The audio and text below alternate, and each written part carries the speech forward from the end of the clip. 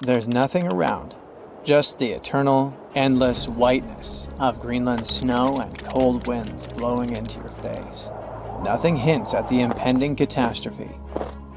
You take another step and freeze in horror. An abyss is spreading at your feet, bottomless and dark. If you had made a bigger step, it would have swallowed you. That infamous Greenland's hole. It happened in the middle of the 2010s. A group of geologists were scanning the surface of Greenland's Hiawatha Glacier using radar when they spotted something very, very strange. It was a giant pit, more than 980 feet deep and almost 20 miles wide. That's big enough to fit inside Washington, D.C. or Paris. After staring at their radars for quite a while and scratching their heads, researchers decided to find out what could have made such a huge hole. Could it have been good old erosion? A raging volcano? An asteroid impact? A giant sandworm? Ugh, I might have gone a bit overboard with this worm idea, but you never know with these ancient glaciers. Anyway, in our case, one mystery seemed to lead to another, which had been puzzling scientists for decades. And to solve both of them, scientists needed something super common, but at the same time very important. Quartz, one of the most abundant materials in Earth's crust. But before we dig deeper into this topic, let's make a small detour and talk about a pretty bizarre phenomenon called the Younger Dryas event. To see what it was like, we need to go deep into the past. As far back as 12,900 to 11,600 years ago. During that period, the planet became much colder, especially in Europe and North America. Now, let's talk a bit more about that weird climate change in the Northern Hemisphere. There are a few theories. One that involves a change in currents in the Atlantic Ocean. Another speaks about something large kicking tons of dust into the air and effectively blocking sunlight. The two most popular and likely hypotheses mention a volcanic eruption and an asteroid impact. Indeed, there was a volcanic eruption on the territory of modern-day Germany at around the right time. But there's also a probability that a space object struck the planet during this period too. And now let's get back to the hole scientists found in Greenland. When NASA's Ice Bridge program and Germany's Alfred Wegener Institute discovered it, it seemed they had finally found the reason for the Younger Dryas event. But was it really an asteroid that created that impressive pit and caused temperatures to drop all over the Northern Hemisphere? To test this theory, the researchers needed quartz. The thing is, in its pure form, quartz has a very simple structure. It's made from interlocking silicon-oxygen tetrahedra. Efficient and so pretty. Just look at these six-sided prismatic crystals. Since its structure is so simple and the components are so common, you can find quartz almost in any rock on the planet. At one point, magic happens. Larger rocks erode away, pushing out tiny bits of quartz sand. The scientists exploring the mysterious pit gathered the quartz sand that had been washed out from underneath the glacier.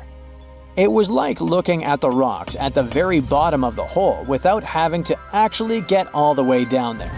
Very handy. So while examining the material, they discovered quartz grains with the telltale signs of terrible catastrophe. They had PDFs all over them. No, I'm not talking about the document format. PDFs stand for planar deformation features, and they look like lines etched into the crystal surface. These lines are a sign that you're holding shocked quartz. It forms under immense pressure, when the internal crystals are pushed out of alignment. But the most exciting thing here is that shocked quartz only appears under the influence of powerful forces, like massive impacts or terrifying explosions. In other words, finding this poor shocked quartz under the Hiawatha Glacier could be much needed proof that the hole was an enormous impact crater that formed when something equally enormous crash-landed there. Based on the size of the crater, this space object probably was a bit more than a mile across, which is twice the height of the Burj Khalifa Tower in Dubai. A meteorite that big would have looked 3 times as bright as the sun when traveling across the sky, and it would have hit Earth with an immense force. The impact would have been so great it'd have vaporized rock and thrown debris for hundreds of miles away. The sky would have filled with dust. It would have dimmed the sun and led to a temperature drop all over the planet. And guess what? The last part about decreasing temperatures got the researchers super excited, because it opened up a possibility that the impact could have been connected to the Younger Dryas event. To prove this idea, scientists decided to use quartz again. They examined it more closely, trying to date the impact. Well, they were in for an even greater shock. The Hiawatha crater turned out to be not 12,000, but 58 million years old. On the other hand, the researchers were disappointed that they hadn't been able to confirm their theory. The crater couldn't explain the Younger Dryas cold snap, but on the other hand, it was still an amazing discovery. Now, get ready for one final twist to this story, and it revolves around quartz again. Other scientists have recently discovered more deposits of shocked quartz all over what is now the eastern USA. It was hiding in sediment layers dating to just before the Younger Dryas. Interestingly, there aren't any craters around those sites whatsoever. But quartz can't lie. It provides evidence of a powerful explosion. It makes scientists think that their impact hypothesis might still be true, but instead of a collision, it could be an airburst. A massive comet could have broken up while entering Earth's atmosphere around 12,000 years ago, and the fragments could have exploded before reaching the ground. It would have caused catastrophic mass burning throughout the North American continent and messed with the climate so much that the Younger Dryas would have been triggered. Well, I guess we need to wait a bit longer for scientists to find some further proof of this hypothesis. But it doesn't mean we don't have any more curious phenomena to explore in Greenland. Take these fascinating holes. They sure are kinda smaller than the monster we were talking about. They're called Moulins, and they carry surface meltwater all the way down to the base of the Greenland ice sheet. And they have prepared some surprises for us too. Apparently, they're way larger than we previously thought. That's what a recent study based on observation and first-hand exploration claims. Even more interesting, this high volume might influence the stability of the ginormous ice sheet in question, as well as the speed at which it's sliding towards the sea. Researchers think that increased water depth and pressure inside Moulins might lubricate the base of the ice sheet, making it move faster. You know, the way an ice cube slides more easily on a thin film of melted water. Until recently, we knew too little about the real size of Moulins and how much water they can hold. But now, we know that Moulins can be giant. The team made 2 trips to the Greenland ice sheet in 2018 and 2019. And during each of them, they used ropes and climbing equipment to drop around 330 feet into 2 separate Moulins, almost touching the water's surface. Those who did it described the experience as intimidating. Picture this. Your back is over the edge. All you see is bluish ice going down and blurring into blackness. And the only thing you hear is occasional sounds of crashing ice. It must be extremely unnerving.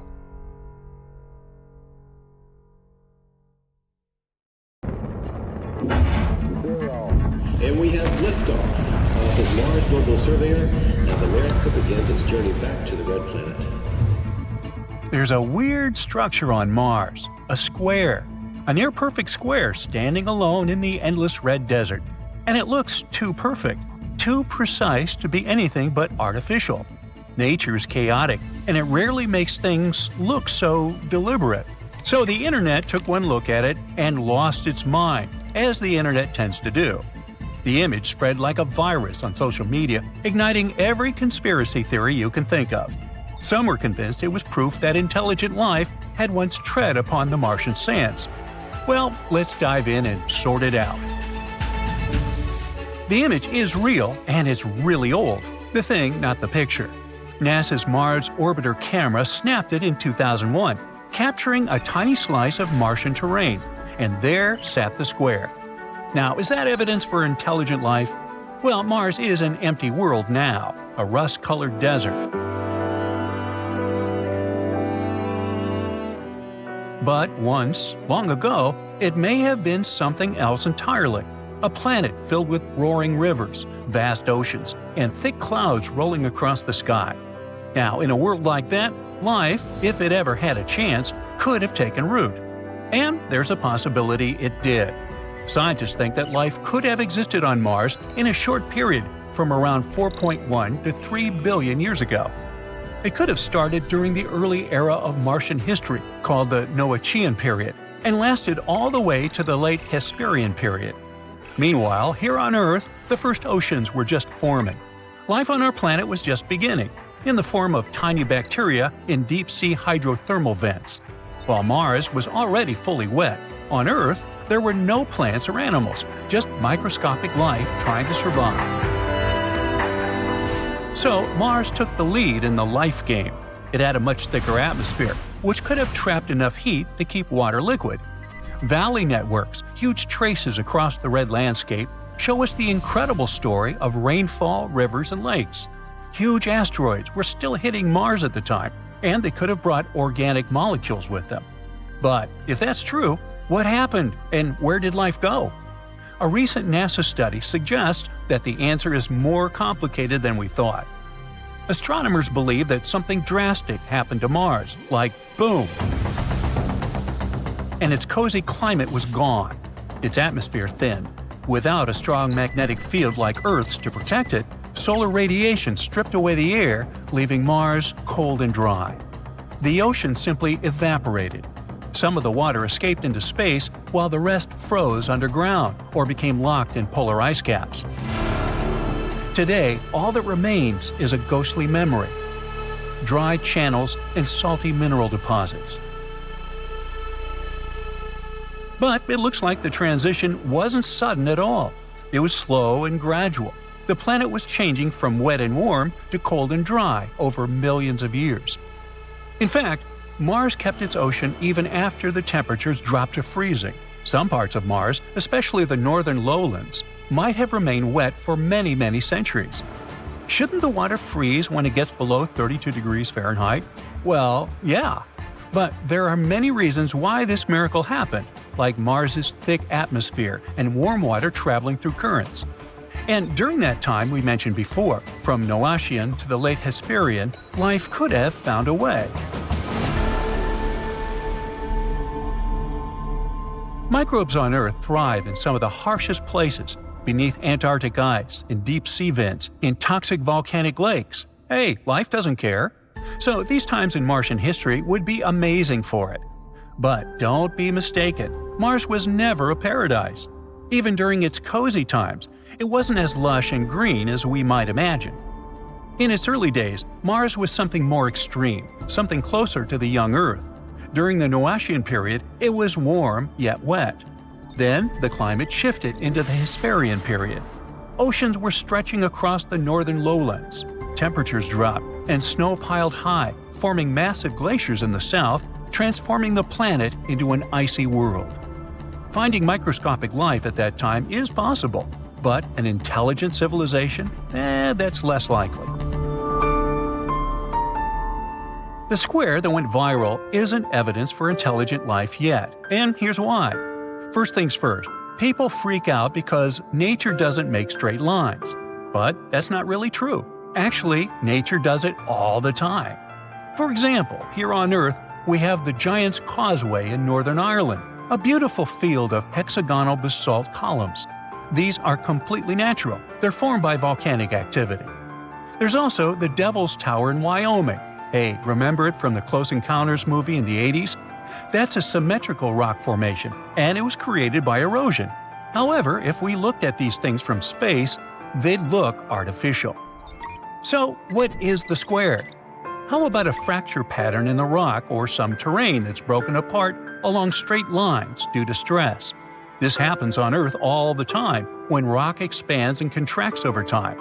And on Mars, the surface is just constantly battered by meteors, winds, and extreme temperature shifts. No wonder rock would get stressed. What happens here is another case of pareidolia. It's our brain's favorite thing, to spot patterns in something random. Hey, we evolved like this.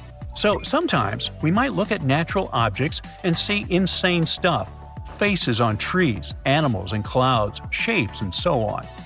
Besides, NASA has been photographing Mars for decades. We have high-resolution images of craters, mountains, valleys, riverbeds, everything. Wouldn't an ancient civilization leave us, well, something better than some square-like rock? Even though things erode over time, we'd find more signs, roads, foundations, artifacts, ruins, or at least something. Though, to be fair, we do see something. The square wouldn't be the first time Mars has played tricks on us. Over the years, we've spotted everything from tunnels to carved faces, even Bigfoot. Or this doorway, for example, a perfectly cut rectangular opening. That's what people saw when NASA's Curiosity rover sent back an image of the East Cliffs on Mount Sharp. It's almost like an ancient passage leading deep into the surface. You just need to go in and find some fantastic underground base. Well, NASA decided to take a closer look at it. It turns out it's just 12 inches tall and 16 inches wide, the size of a dog door. That's because what we're looking at isn't a doorway, but an open fracture, a break in the rock that happens naturally over time. These kinds of cracks are extremely common, both on Earth and on Mars. They form when bedrock is stressed, expands, contracts, or gets eroded by wind and time. If you walk through a desert here on Earth, you'd see plenty of similar shapes. Canyons, cliffs, and even boulders have fractures that, from the right angle, might look like doorways. They're just not getting photographed by NASA. Also, the straightness of lines turns out to be just a trick of perspective. If you zoom out, you'll see that it's just one small break in a much bigger rock formation. Or the infamous Cydonia face. The photo was taken back in 1976 by NASA's Viking 1 orbiter when it was scanning Mars.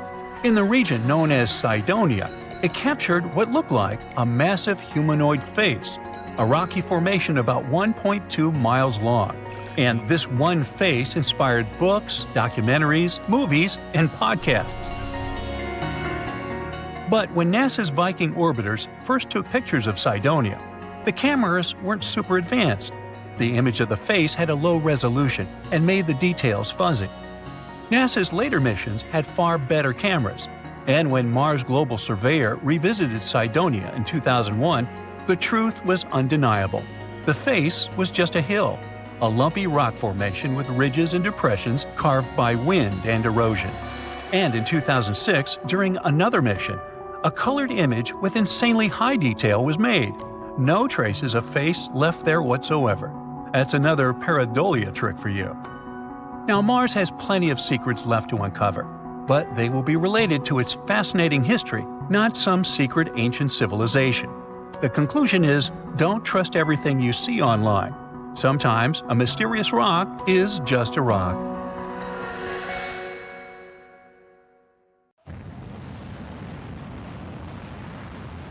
NASA sent a spacecraft right into the sun. It's the fastest human-made object ever, and could cover the distance from Philadelphia to Washington, D.C. in just 1 second. The Parker Solar Probe's mission is to study our star's dangerous behavior. Scientists warn that massive solar storms are inevitable, and the consequences could be catastrophic for our planet. The spacecraft got 7 times closer to the Sun than any other probe ever did. It managed to do so during its 20-second flyby to the star since its launch in 2018.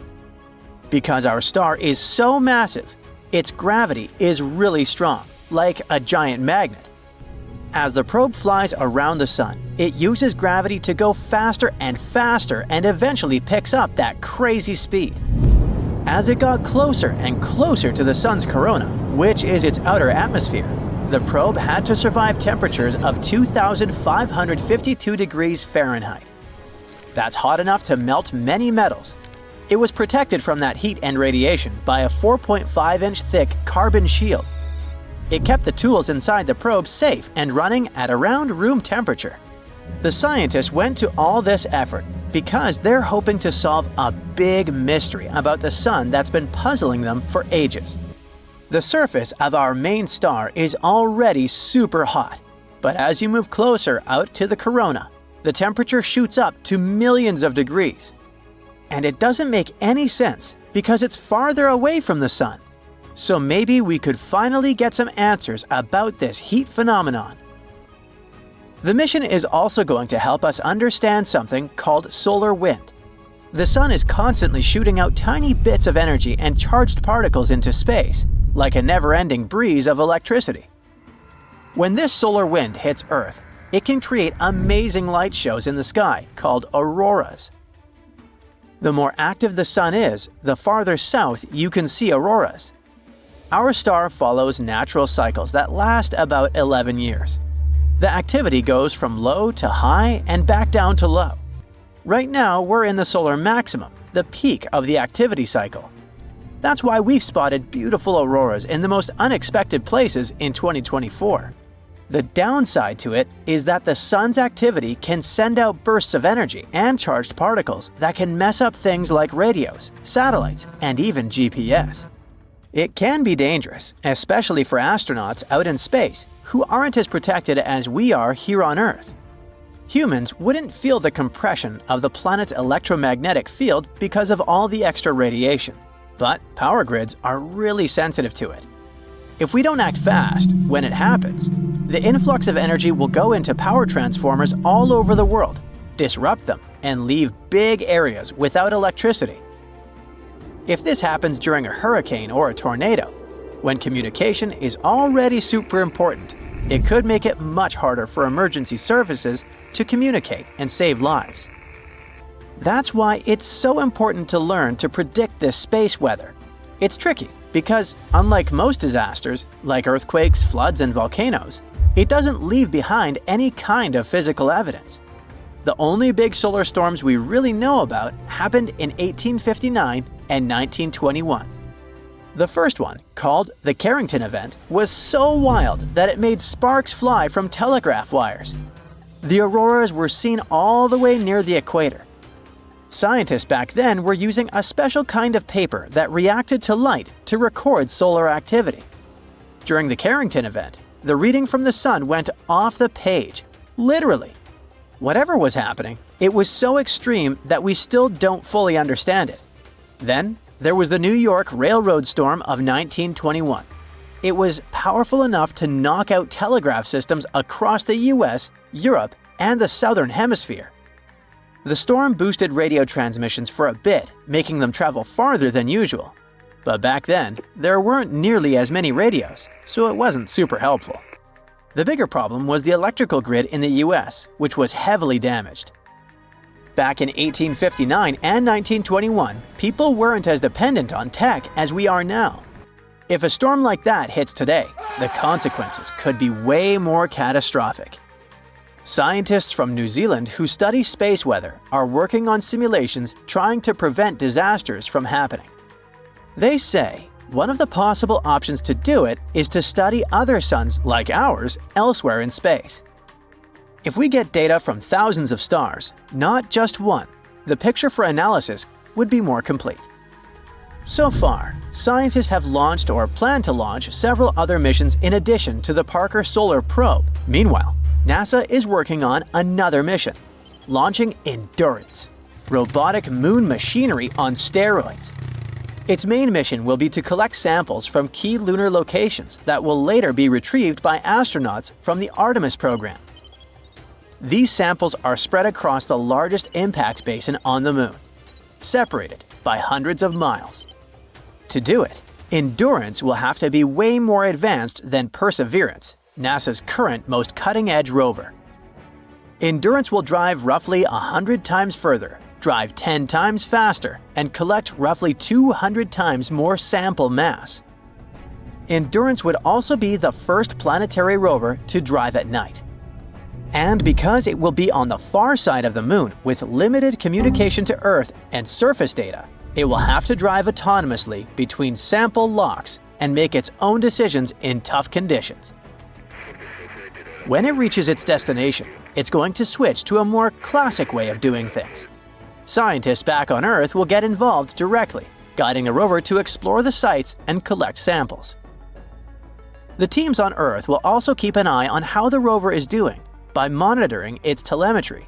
which is the data it sends back, like its health stats. If they spot any signs that a part is wearing out or something isn't working quite right, they'll tweak the plan to keep things running smoothly. All this will cost huge amounts of money, probably way more than the Viper moon mission that was cancelled after NASA had spent around $450 million on it. While Endurance is in the planning stage, the Blue Ghost lunar lander is already on its way to the moon. Its main mission is research. It will spend 25 days in Earth's orbit, taking measurements and waiting for the right time to fling itself to the moon.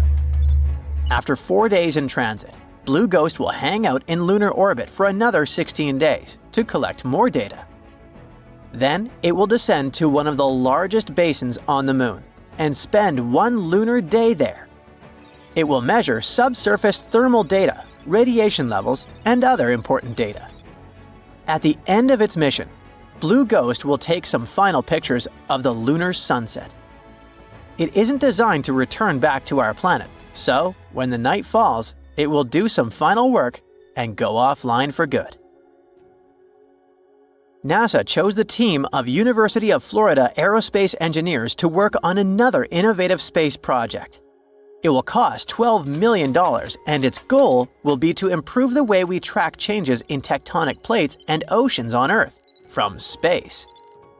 It will use state-of-the-art sensors that will measure even the tiniest gravitational changes. The data it gets will help scientists monitor droughts, assess groundwater reserves, and better understand changes in sea levels. They expect to launch it around 2027 aboard a SpaceX Falcon 9 rocket. We all know that space missions come with a hefty price tag. To break it down, a ticket to space for an astronaut starts at around $20 million and can soar up to $50 million. NASA may be a well-funded organization, but you can bet they're always on the lookout to cut costs and save millions wherever they can. Plus, NASA has long realized they do not need to go to Saturn's moon to study if there's life there. We already have the suitable conditions for extraterrestrial life in Wyoming. If that resonates with you, then you already understand why NASA is so interested in Yellowstone. To explore life beyond Earth, we need to study environments that mimic extraterrestrial conditions. That's where all those hot springs come into play. Now, it's not the entire park that piques NASA's interest. Let's leave the bears, moose, and other Earthlings to our local biologists. The real hotspot is the geysers, where microbial life flourishes. Oh, by the way, Yellowstone has more geysers and hot springs than the rest of the world combined. In some of them, water can reach temperatures as high as 192 degrees Fahrenheit. You might think, hey, that's only good for steeping tea. But here's the thing. Life in the form of microbes not only survives but thrives in these extreme conditions, having adapted specifically to them. So, could these microbes help us find life on other planets? Absolutely. Now, let's shine the spotlight on the real superstar, the Grand Prismatic Spring. It's packed with silica, which gives it that stunning color. Silica reflects sunlight, especially the blue wavelengths, which is why it looks so vibrant. The coolest part, though, is not the color, but the fact that this spring can teach us a lot about how life evolved. Way back around 4.5 billion years ago, I wasn't around then, living things didn't know how to harness energy from sunlight yet, so they were using chemical processes instead, just like they do now at the Grand Prismatic Spring. But why are we talking about other planets? Well, if life on Earth kicked off in a comparable way to what we see in Yellowstone, there's a good chance we could find something similar elsewhere in the universe. And if we could nail down exactly how life started here, we could really fine-tune our search for life on other planets. Geysers, very similar to those in Yellowstone, can be found on moons like Enceladus, which orbits Saturn, and Triton, which is a moon of Neptune. But how do they compare to the geysers we see in Yellowstone? Well, back in 1989, NASA's Voyager 2 spacecraft made a groundbreaking discovery when it spotted geysers on Triton. This was the first time anyone had seen a geyser outside of Earth, not counting the volcanic eruptions on Jupiter's moon, Io, that were found by Voyager 1 in 1979. Since then, more geysers have been found on other moons in our solar system. In Yellowstone, geysers are heated by hot water from deep within the Earth. However, geysers on some of the outer moons get their heat from tidal forces, the gravitational pull from the big planets they orbit. You know how ocean tides on Earth are affected by the moon and the sun? Well, these moons experience something similar, but on a much larger scale. Beneath the icy surfaces of these moons are warm, salty oceans that stay liquid because the thick ice above keeps them insulated. As the moons move closer and further from their parent planets, the constant tugging creates heat, causing the warm water below to shoot out into space whenever there's a crack in the ice. This icy crust and the warm water underneath are a bit like a frozen pond on Earth. But could there be life swimming around in these hidden oceans, just like there are critters thriving beneath the ice of a pond? That's something scientists want to find out. NASA hopes to send advanced spacecraft to explore these distant moons and look for signs of life. But those warm oceans are buried miles beneath the frozen surface. So, how do we reach them? The answer may lie in geysers. In February 2019, a group of planetary scientists decided to visit Yellowstone in the winter to study the similarities between Earth's geysers and those in space.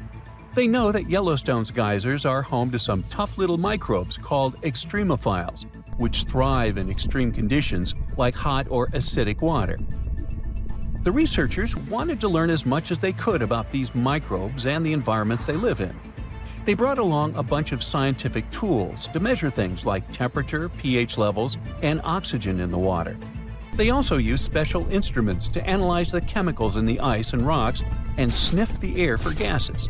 Plus, they collected samples of rock, ice, and water from the geysers, catching tiny droplets on sheets of foil coated in geyser spray. Their main target was the Great Fountain Geyser in Yellowstone's Midway Geyser Basin, which puts on a spectacular show 2 to 3 times a day. However, visiting in winter posed some challenges. Some scientists were delayed by snowy weather, arriving late at night right before they were supposed to enter the park. Then their SUV got stuck in a snowdrift and had to be rescued by a snowplow. The next day, riding in a snow coach, the team had to trudge through deep snow for nearly a mile to reach the geyser, keeping an eye out for elk, bison, and even bears. As they made their way to the Great Fountain Geyser, they took breaks to gather samples and measurements from other interesting pools along the way, like Lemon Pool and Surprise Pool. Even though Yellowstone feels remote, it's not nearly as far away as places like Enceladus and Triton. It's a unique natural laboratory that can teach us a lot about life on Earth and potentially beyond. Oh, as for labs, the Great Prismatic Spring may count as one. Look at these guys. Under the microscope, they look like matches. Their official Latin name is Thermus aquaticus. They live in this hot spring, and these bacteria have saved millions of people's lives. Now, if you're skeptical about what I just said, then you need to know that these bacteria help to create the basis of PCR tests widely used in today's medicine to give fast and precise diagnosis. Back in the 60s, a microbiologist named Thomas Brock was exploring the park's superheated thermal pools and stumbled upon something amazing. Brock was super interested in bacteria that could thrive in extreme conditions. During his 10-year journey studying geysers and thermal springs, he found a microbe in a spring called mushroom pool that could survive in nearly boiling water. This little guy, Thermus aquaticus, turned out to be a game changer for science. Why?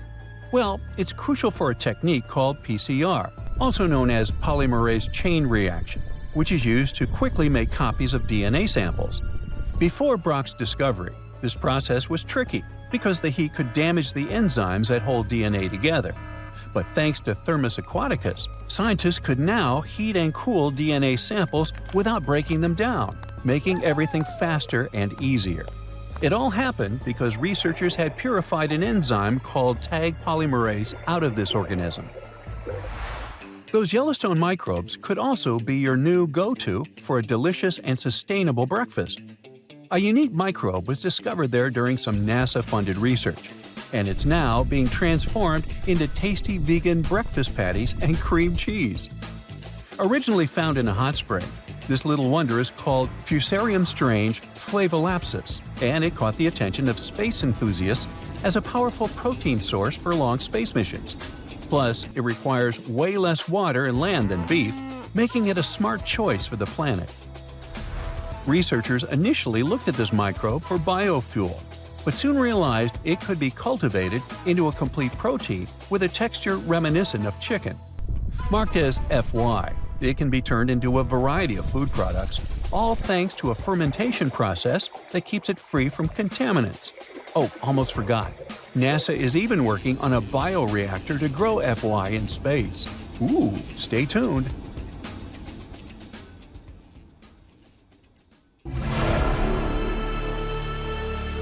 It was supposed to be an easy 8-day-long mission. 2 NASA astronauts couldn't even imagine they would get stranded in space for at least 9 months.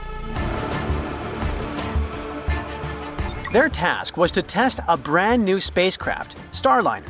They were hoping to return it to Earth as soon as possible so engineers could check it out and send it on a new flight. But from the very start, it didn't go as planned for Butch Wilmore and Sunita Williams, experienced astronauts who had both been to the International Space Station before. They were supposed to depart on the 6th of May, 2024, but had to postpone departure for 1 month because of a leaky valve in the upper stage of their rocket. When they finally took off on the 5th of June, new problems started before they even got to the station. There were failures in some of their thrusters and, later, leaks in the gaseous helium. It's important because it keeps the thrusters pressurized.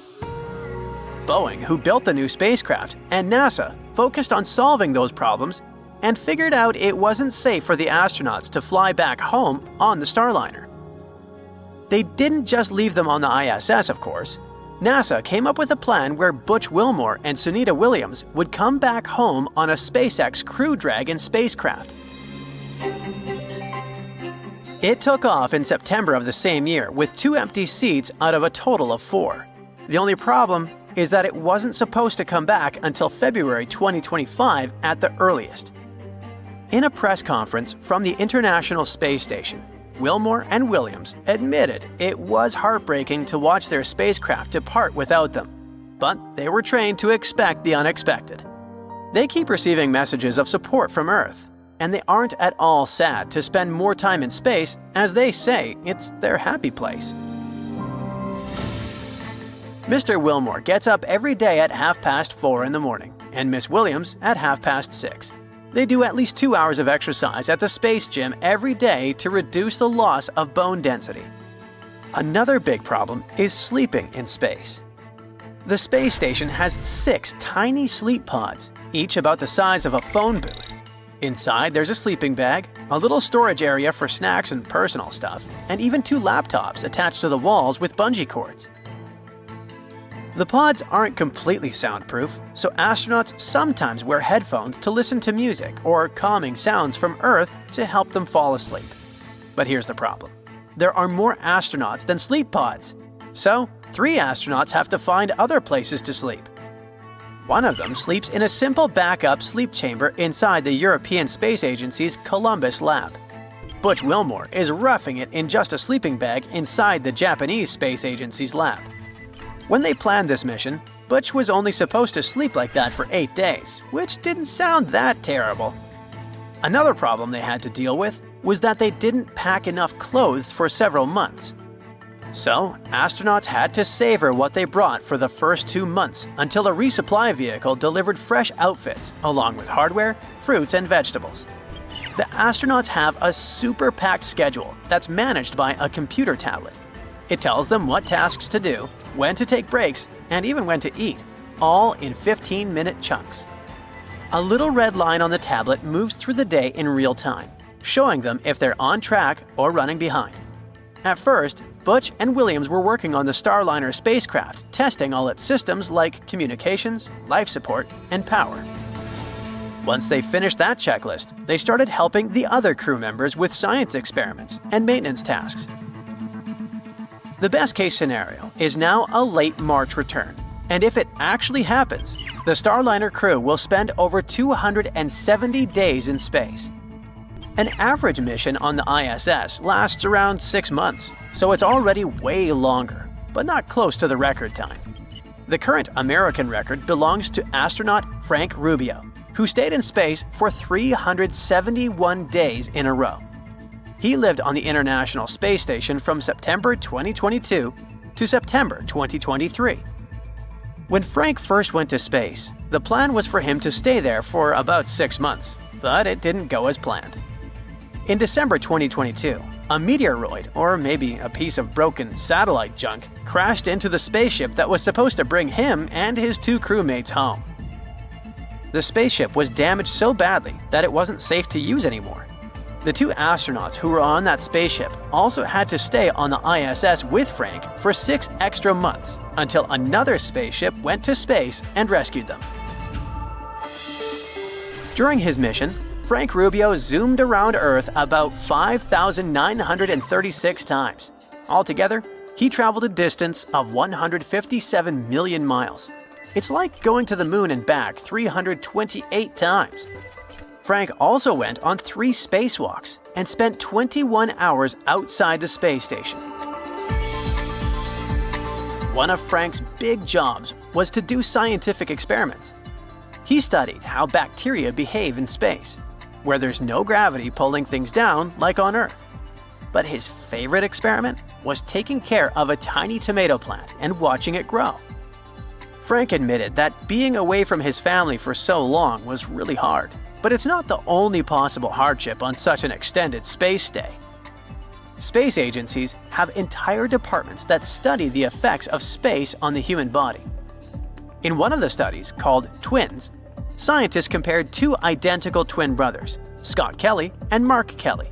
They're both astronauts, but for this study, Scott spent a year on the ISS and Mark stayed on Earth. By comparing them, scientists could figure out how space changed Scott's body compared to his twin. He said it took him at least 6 months to feel like his usual self again after coming back to Earth. Scientists noticed predictable weight loss and bone mass loss, but they didn't expect to see changes in his DNA. They found that his telomeres, which are like tiny protective caps at the ends of DNA strands, got longer while he was in space. But sometime after he got back, he had more short telomeres than before. It looks like the damage was permanent. It must have to do with radiation, which is one of the biggest dangers for astronauts who stay in space for a long time. It can damage DNA, and that can increase the risk of some really serious health problems. Astronauts need protection from radiation, not just while they're flying in space, but also if they live on the Moon or Mars someday. Scientists are working hard to find ways to keep astronauts safe from this invisible danger. Every space agency has rules about how much radiation astronauts can safely handle during their careers. Another big problem astronauts face is bone demineralization. It happens because there's no gravity in space pulling on their bones like there is on Earth. Without that pressure, their bones start losing minerals like calcium, which makes them weaker. Astronauts can lose about 1 to 1.5% of their bone density every month they're in space. When calcium from the bones gets into the body's waste system, it can lead to kidney stones. Because of these changes, astronauts coming back from space need time to recover. Another challenge in space is how the body's fluids, like blood, behave. On Earth, gravity keeps most fluids lower in your body. But in space, they float upward. This extra fluid in the head can push on the eyes, which might change how astronauts see. Some even develop a condition that can make it hard to focus their eyes. And sometimes, the changes in vision can be permanent. When astronauts who spend a longer time in space, like Williams and Wilmore, return to Earth, doctors keep a close eye on their health with regular checkups. Scientists expect that their condition is going to be like that of 6-month astronauts.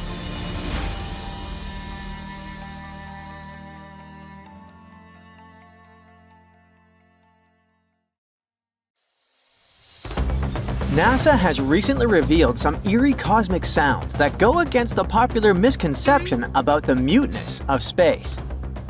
This discovery proves once again that the universe is far from silent. The revelation came from the Perseus galaxy cluster, located 250 million light-years away from Earth. There, NASA uncovered an unworldly howling coming from the supermassive black hole at its center. This discovery isn't super fresh. It was made in 2003. It marked the first time scientists detected an acoustic phenomenon from such a distant source. Sadly, the sound was not something you would be able to hear. Its frequency was just too low for the human ear to register. The lowest pitch the human ear can perceive is 20 Hz, 20 cycles per second. But the sound emitted by the black hole is a B-flat, 57 octaves below middle C, with a frequency of 10 million years. But NASA brought it to the realm of human hearing in 2022, turning that invisible sound into something you could actually experience. It was a breakthrough of cosmic proportions when NASA revealed that sound waves could travel through space, specifically through the medium of the Perseus galaxy cluster. This medium is a hot, dense gas, something far more substantial than the empty vacuum between galaxies. That's how sound waves manage to travel there. Those sound waves produced by the supermassive black hole at the center of Perseus resonate through the hot gas as ripples. It's like how sound travels through water here on Earth. The thing is, space is indeed a vacuum, which means that sound cannot travel through it, in the traditional sense. But the gas surrounding the black hole in Perseus provided the perfect environment for sound to travel. The black hole's powerful jets create ripples, sending vibrations through the gas. And NASA scientists have identified those vibrations as a type of cosmic sound. Previously, it was totally invisible and unhearable. But now, for the first time, astronomers have helped it to take a form humans can hear. To give us a sense of how deep this sound is, NASA raised its pitch by 57 octaves so that it could finally be audible to the human ear. The result is a haunting, bass-heavy hum. It feels as though it is resonating from the very core of space itself. What NASA did is called sonification. This process involves mapping the characteristics of the data to audible sound. As a result, we can experience something that is otherwise beyond our perception. See those brighter areas of the cluster? They produce louder and higher-pitched tones. The sonification of the Perseus black hole isn't just a scientific discovery. It has allowed us to see, or should I say, hear, the universe in a completely different way. NASA has used this technique on several different space objects, including stars, nebulae, and galaxies, giving us a glimpse into the various ways space can sound. One of the coolest NASA's sonifications is Cassiopeia A. It's the remains of a star spotted as a supernova more than 300 years ago. Located around 10,000 light-years away from Earth, this shattered remnant of a once massive star has a neutron star at its core. And it's the youngest neutron star in our galaxy that we know about. To perform the sonification of Cassiopeia A, NASA took the data captured by the Chandra X-ray Observatory and translated it into sound. Starting at the center, a triangle-shaped tone marks the location of the neutron star. Then, the sound spreads outward, which represents the expanding debris field. That's when the pitch rises and the tones become brighter.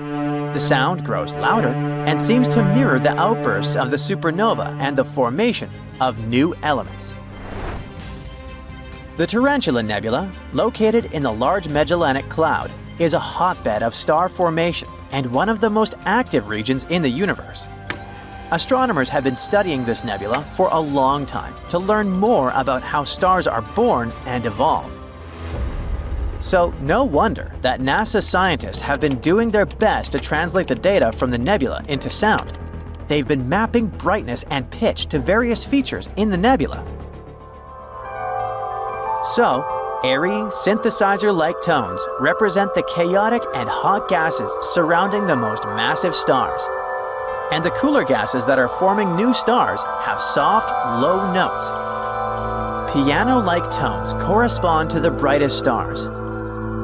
And the central cluster of stars sounds like a rain stick. Interestingly, NASA's investigation into the sounds of space doesn't just involve cosmic phenomena. It's also based on the experiences of astronauts, and some of them are truly eerie. After all, space exploration is always filled with unexpected surprises, and sometimes those surprises come in the form of strange noises aboard spacecraft. One such incident occurred aboard the International Space Station, when astronaut Butch Wilmore reported hearing a strange noise coming from Boeing's Starliner spacecraft. By that time, this spaceship had been docked at the station for almost 3 months. The Starliner had just completed an 8-day mission that went awry. The technical issues have been plaguing the spacecraft ever since. Wilmore described the sound as a pulsing noise, similar to a sonar ping. It was coming through the spacecraft's speaker system. This strange noise made Wilmore contact NASA's Johnson Space Center in Houston. Of course, Mission Control immediately began investigating. They were able to listen to the audio inside the Starliner. Wilmore even held his microphone up to the speaker so that NASA could hear it more clearly. The people in charge of the investigation finally identified the source of the noise. They announced there was an audio configuration issue with the ISS's complex communication system. The thing is, this system connects numerous spacecraft and modules, and such configurations can sometimes lead to strange noises. NASA reassured everyone that such an issue wasn't really unusual. At the same time, they encourage astronauts to report any unexpected sounds they come across. At the same time, this incident was just another proof of how tricky it is to maintain advanced spacecraft systems in orbit. The Starliner had already faced serious delays and setbacks, and every new issue added extra pressure.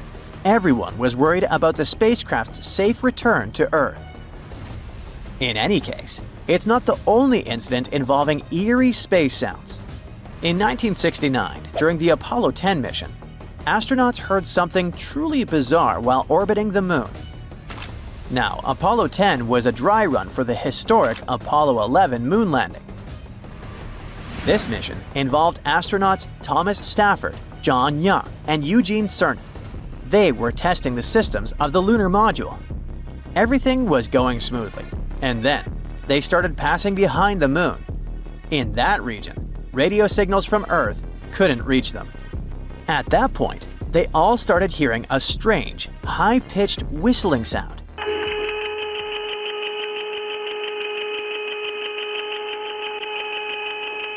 It was coming through their headsets.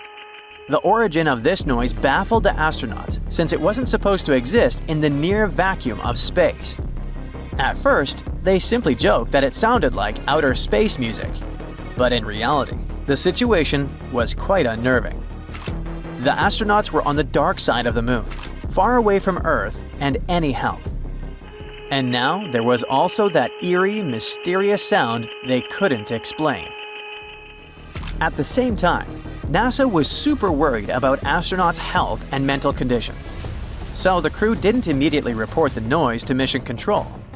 But after they returned to Earth, NASA engineers thoroughly investigated the phenomenon. They came to the conclusion that the sound had most likely come from the spacecraft's communications system. The reason could be the unusual circumstances of the mission. After all, the spacecraft was kinda cut off Earth. The Moon was between it and our planet. Still, even after this extensive analysis, the origin and nature of the whistle is still a great mystery for many people. Anyway, All these new discoveries and old cosmic puzzles prove that the universe is far from silent. It hums, roars, whispers, and reveals the mysteries of the cosmos one note at a time. In the future, as our technological abilities continue to evolve, NASA's work with sonification and its study of strange astronaut experiences will likely lead to even more awesome discoveries. And if we listen more closely, we may find that the universe is much more talkative than we think. On November 2nd, 2000, the first crew of astronauts arrived at the International Space Station. Almost 25 years have passed, and the ISS still remains one of the most outstanding projects created by humanity. During all this time, 280 astronauts from 23 countries have visited the station. This place has become a floating laboratory for space research where people from all over the world come together to explore our universe. The station remains a source of inspiration for writers and movie directors. This is not only one of the most important parts of the scientific field of humankind, but also an important attribute of pop culture. The station makes one circle around Earth every 90 minutes, and very soon, one of its next circles will become the last one. NASA is going to destroy the ISS. Space and science fiction fans may feel sad at this moment, but there are good reasons for such a difficult decision. The ISS, like any physical object, is not eternal, especially in the conditions of outer space. Yes, there's no oxygen, atmosphere, oxidation of materials, and air pressure, but the ISS is moving at an altitude of about 260 miles above the Earth's surface at a speed of 17,900 miles per hour, which is almost 20 times faster than the speed of sound. Also, the space around the planet is filled with debris consisting of broken satellites. And don't forget about stardust and tiny pieces of meteorites. What if something crashes into the station and blows it to pieces?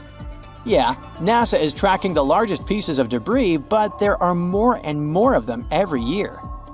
Under such conditions, the station can't serve us forever. The parts are wearing out, and the station fasteners are becoming weaker and require frequent repairs.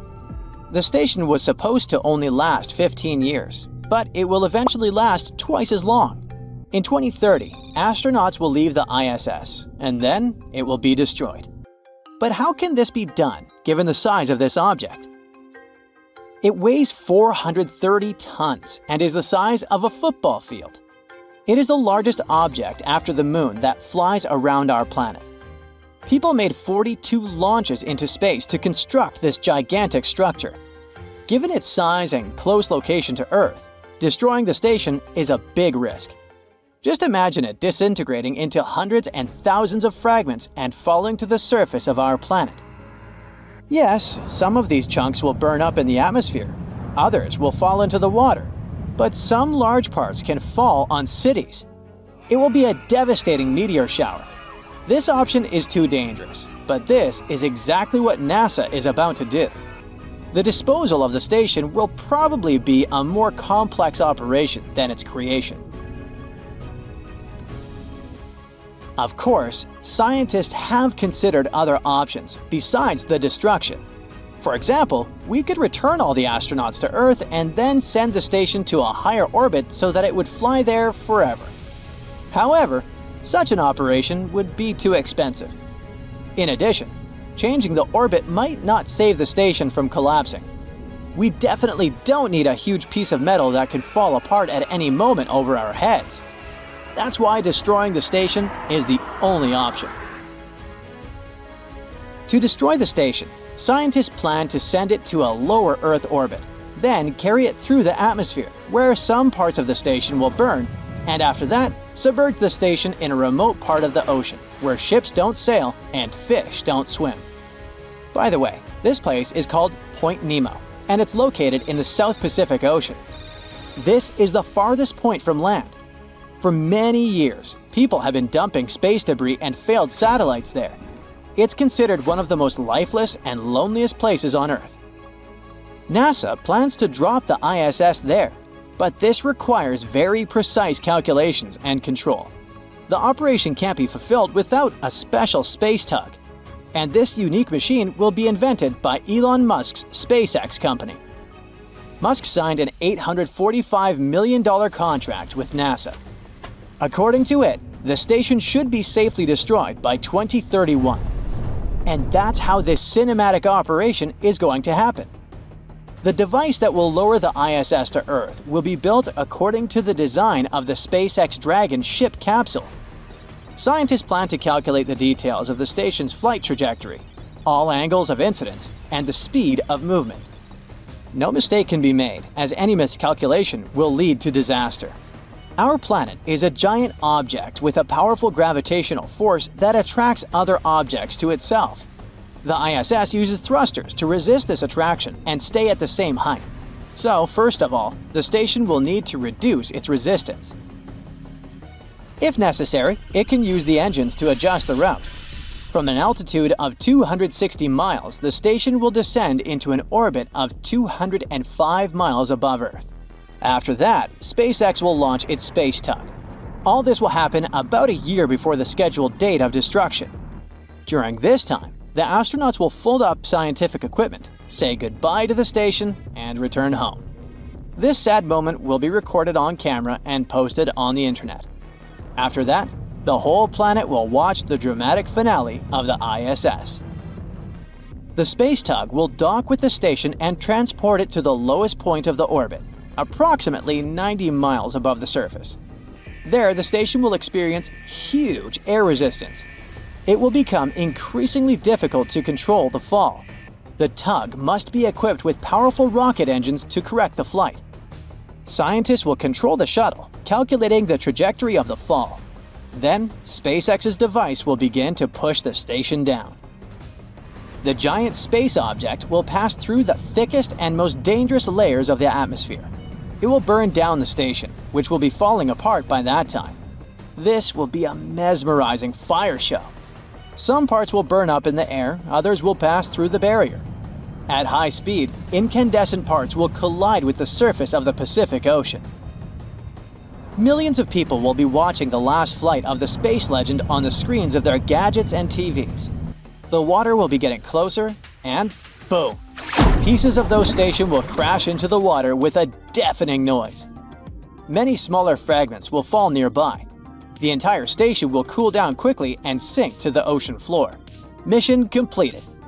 But the history of the station won't be over. Point Nemo is 2,700 miles away from the nearest land in any direction. But the best way to get to it is from Easter Island, Chile. What if rich people from all over the world flew to Chile to then travel to Point Nemo?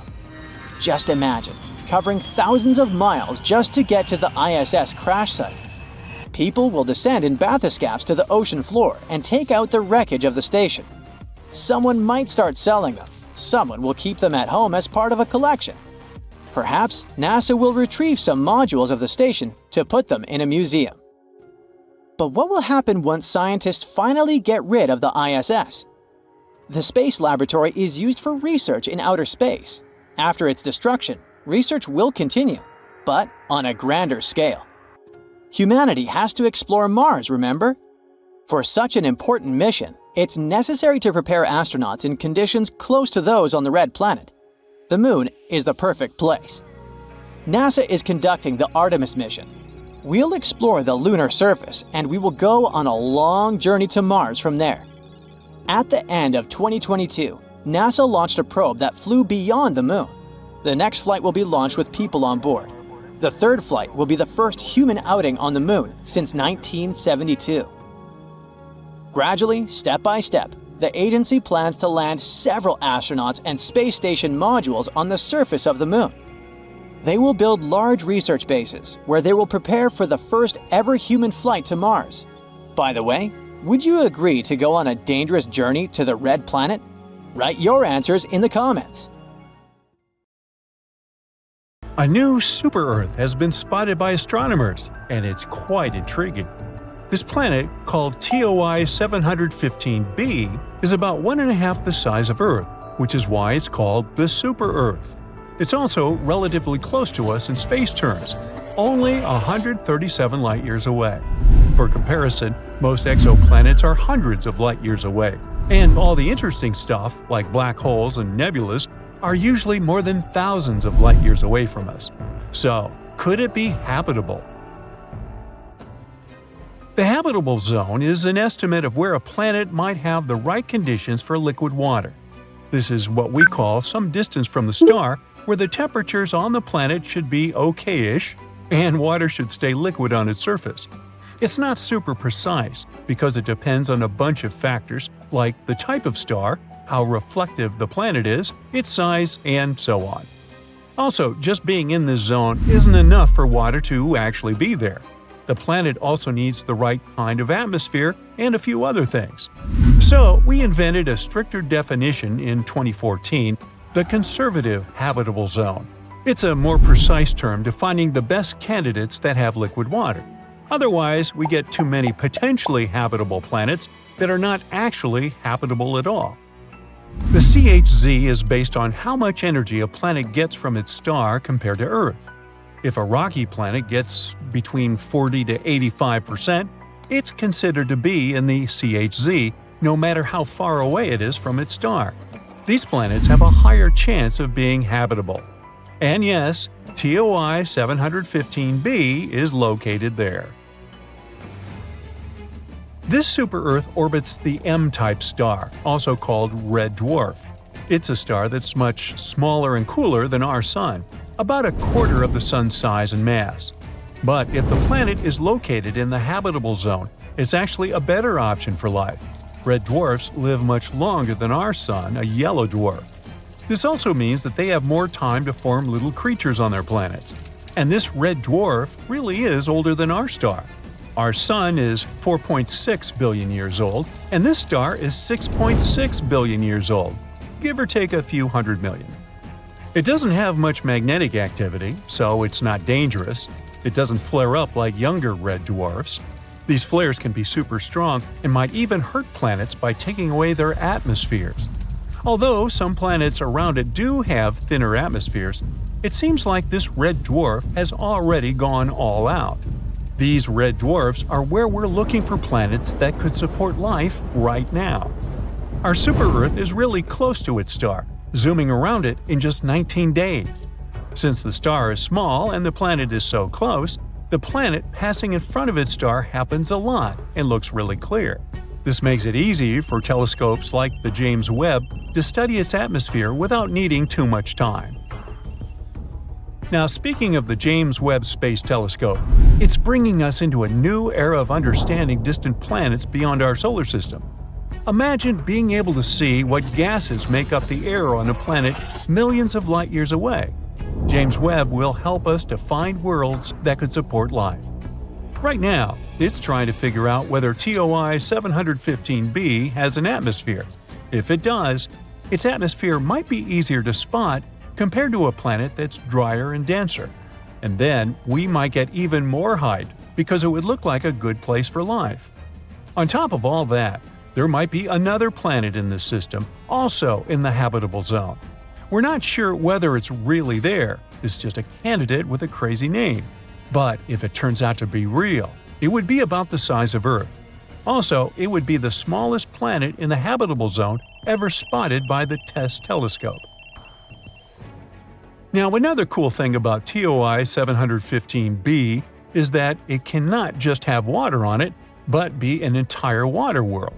An ocean planet is a type of planet that has an ocean covering its surface or has subsurface oceans. They might not have much dry land because the water can cover everything. Sometimes the entire planet can be covered in other liquids, like lava or ammonia. When it comes to planets outside our solar system, we can't see surface water directly with our current technology. Instead, scientists look for water vapor in the atmosphere as a hint there might be liquid water below. And of course, we wonder if these planets can have life, hopefully not in the form of Leviathan-like monsters. Our models show that planets with oceans might be pretty common in our galaxy. This means there could be lots of ocean worlds out there waiting to be discovered. But the most important part about TOI 715b is that it's in the so-called small planet radius gap. If we give the planets a lineup, There will be those that are bigger and smaller than Earth. But there's a sudden gap in planets that are about from 1.5 to 2 times bigger than ours. Where are they? This gap is interesting to scientists because it tells us something about how planets form and change over time. It's not that planets don't form in this size range. They actually start off larger and then lose some of their mass, like a balloon gradually deflating. Perhaps it happens because of how they orbit their stars, with stars blowing away some of their mass as they dance around it, as our Sun does with gas from comet tails. This gap holds a lot of mystery, and planets, like our new super-Earth, are clues that could help us unravel it. We aren't sure whether it exists around red dwarfs. Maybe it's a gap in how dense these planets are, rather than in their actual size. So studying our discovered planet is even more interesting. It'll help us learn more about distant stars and their planets. Now, I mentioned TESS a while back. NASA's TESS, Transiting Exoplanet Survey Satellite, has been in space for 6 years now and has been incredibly successful. NASA launched TESS because we already found over 5,000 planets orbiting other stars, mainly thanks to the Kepler telescope. But Kepler mostly found large planets, not necessarily like Earth. We decided to focus TESS on finding smaller Earth-like planets around nearby bright stars, making them easier to study with future telescopes. Here's how it works. The camera observes stars and looks for changes in their brightness. If the brightness suddenly drops for a while and then gets back, it could mean there is a planet passing in front of it. But stars can dim for other reasons too. For example, flaring up or having dark spots on their surface, which is why we need to be careful with this data. TESS shows us the size and orbit of these planets. Then ground telescopes help determine their mass. With these 3 parameters, we can figure out what the planets are made of and if they're rocky like Earth or gassy like Jupiter. Yeah, you want to avoid Jupiter after taco night. One example of TESS's discoveries was the TOI 700 system. There, it discovered its first ever Earth-like planet, TOI 700d. This exoplanet also orbited a red dwarf, and it's even closer to us, about 100 light-years away. Unfortunately, it's unlikely to be habitable because the temperatures there are crazy. Another big discovery was made in the AU microscopy system. TESS discovered a planet about 4 times the size of Earth and another nearly 3 times Earth's size. This system has become a key area for studying how stars and planets form and change over time. TESS has also spotted a variety of other exciting finds, including supernova, hot worlds, and so on. And as it enters its 6th year, we can only expect more exciting findings to come. If an asteroid like Apophis hits Earth, we will be destroyed. Massive earthquakes will strike, and tsunamis will flood everything. Apophis is a billion-year-old celestial body that has been in the solar system since its inception. So you might be thinking, well, how likely is it that this giant space stone will collide with our planet in 2029? Well, let's find out, shall we? Apophis is a big, bad asteroid discovered in 2004 by the Kitt Peak National Observatory in Arizona. Since then, it has proudly held the title of one of the most dangerous asteroids ever located. It's around 1,100 feet wide, which is a bit bigger than the Empire State Building and the Eiffel Tower. Because of how scary it is, it was named Apophis, like the Egyptian immortal creature that was considered to bring eternal darkness and destruction to Earth. Oh boy. In 2021, researchers had a once-in-a-lifetime opportunity to study this floating rock when it passed near our planet, and we'll come back to that in a minute. Now, some scientists say that there is a small chance of Apophis hitting the Earth on Friday, April 13, 2029. The Yarkovsky effect is to blame for this, since it can slightly nudge this space rock towards Earth. This effect originates from the uneven emission of thermal photons from a rotating celestial object, resulting in a fascinating force exerted upon it in space. These emitted photons possess momentum and play a pivotal role in shaping the dynamics of the body. The asteroid has two sides, light and dark, just like the Moon. The light side faces the Sun and is warmer than the dark side. But the thing also turns, so the sides constantly change direction and temperature. This change could be detrimental because it slightly pushes Apophis toward Earth. Unfortunately, nobody knows how the Yarkovsky effect will influence the asteroid's path.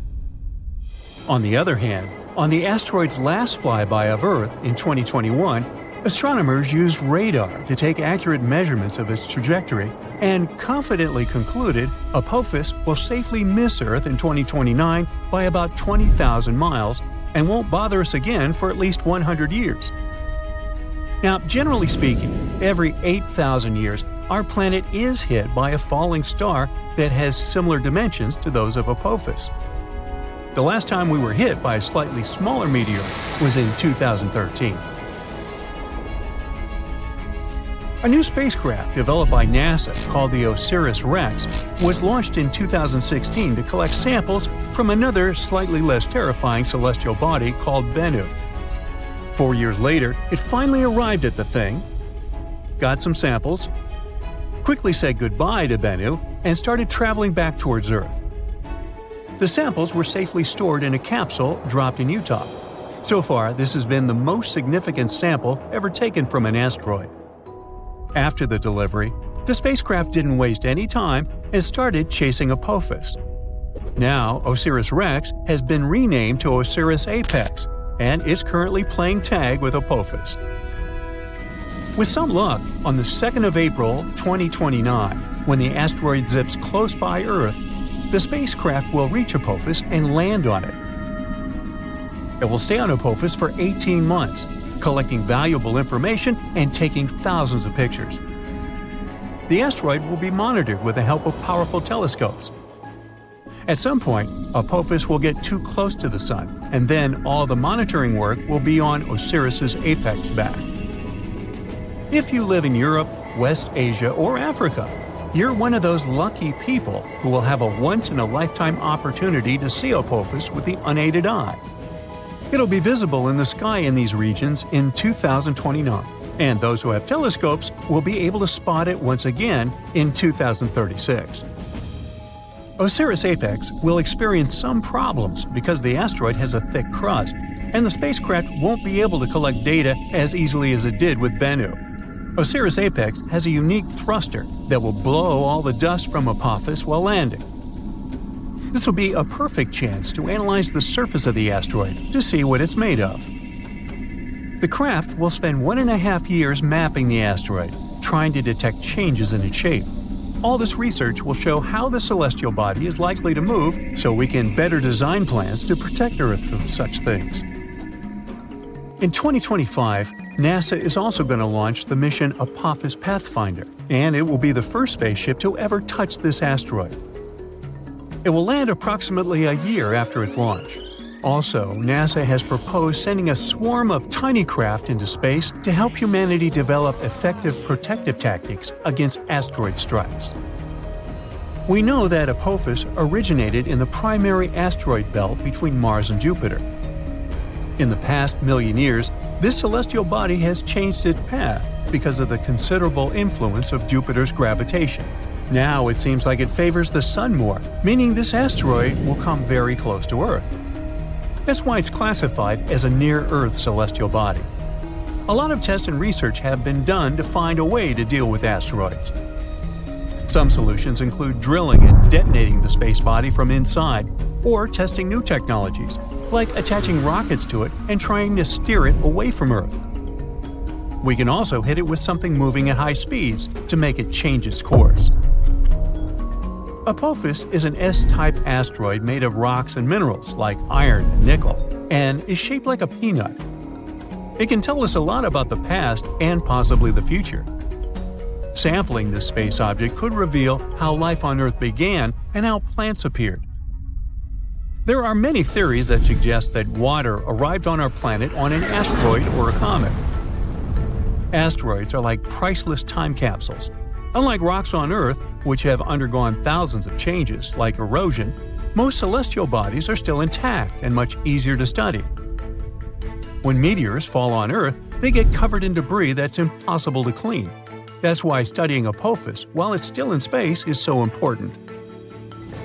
Also, some asteroids are made of precious metals like platinum. Right now, we have a high demand for metals that we use in production, and mining metals on Earth is quite tricky. Just one large meteor might have iron, nickel, gold, and platinum that could last us millions of years. If Apophis has this amount of metals, well, we'd want to break it down and bring it back to Earth. One space rock could be worth quadrillions of dollars, making space mining highly profitable. And still, it would cost us more to get it back to Earth than to dig up these materials here. As technology progresses and new kinds of rockets are developed, this might become possible at some point. So, even though we're safe for the next 100 years from Apophis, you probably still want to see what would happen if something like it did impact. Come on, sure you do. Well, first let me tell you, you'll hear the sound of the collision and know what's happened even if you're miles away. You should leave your house or apartment immediately. Shortly after the impact, massive earthquakes will strike, and many tall buildings will fall. So, staying away from cities might be your best option if you have a choice. But don't escape by car. There will be massive traffic jams, and everyone will panic. Going on foot or by bike is your best option in this scenario. A prime way of transportation will be traveling by plane, so if you've always wanted to get that pilot license, now you've got a good excuse. If you have time, take along extra snacks and water, and an extra pair of socks. It's nice to live by the ocean or the sea, but in this scenario, it's the worst place to be, because giant tsunami waves will hit coastlines after the impact. If you live far away from the impact area, the tsunami might take 30 hours to arrive. You'll have a bit of time to prepare. Hundreds of millions of rocks orbit the Sun within the asteroid belt between Mars and Jupiter, but only some of them come relatively close to Earth.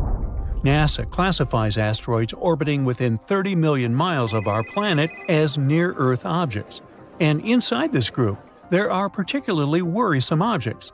Those are so large and orbit so closely to our home planet that they could turn into a real threat to the world should a direct collision occur.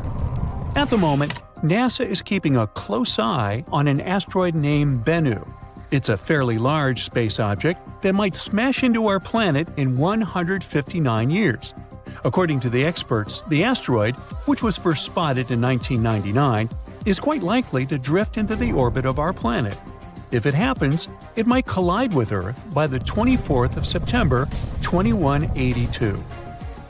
Asteroid Bennu is thought to be taller than the Empire State Building.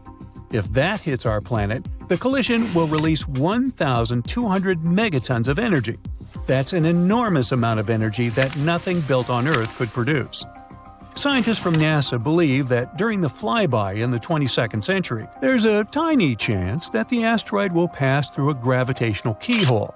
That's a region of space that might set the space traveler on a certain path, which could result in the asteroid crashing into Earth. Bennu flies by our planet every 6 years. It has had 3 close encounters with Earth, in 1999, 2005, and 2011.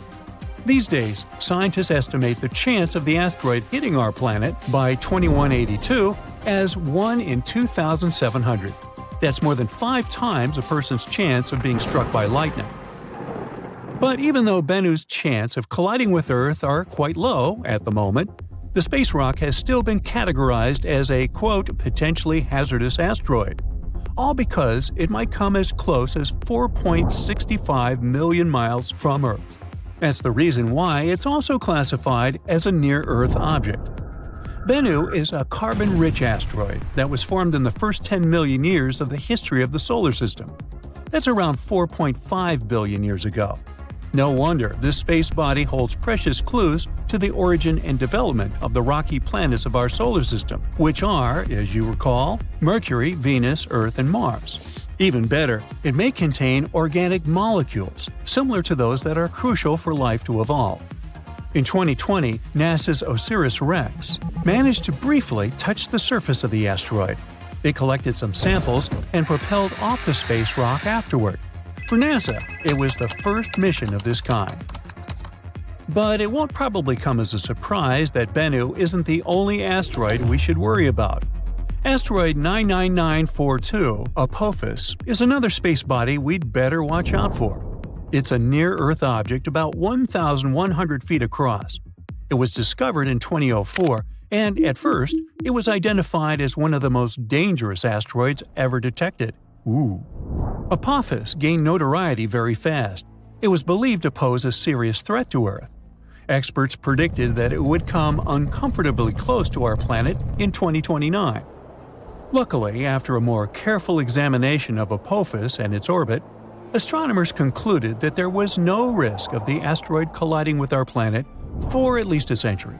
The risk of an impact in 2029 was ruled out completely, as well as the potential impact that could be caused by the asteroid's close approach in 2036. Interestingly, until March 2021, there was a small chance of a collision in 2068.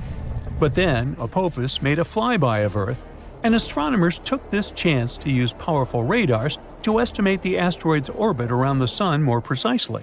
This allowed them to rule out any impact risk for at least the next 100 years. Now, the reason why such discoveries make us so worried is that even a relatively small asteroid, the size of a house, can wreak havoc upon colliding with our planet. And if an asteroid is larger than 0.6 miles across, astronomers call it a planet destroyer. The impact energy released by such an asteroid after striking Earth could be devastating. That's why knowing where such asteroids are and in what direction they're moving is crucial. The problem is that our capability to protect the planet from asteroid impacts is not top-notch yet. If such a catastrophe was about to occur, we would need some time to prepare, because an asteroid collision is no joke.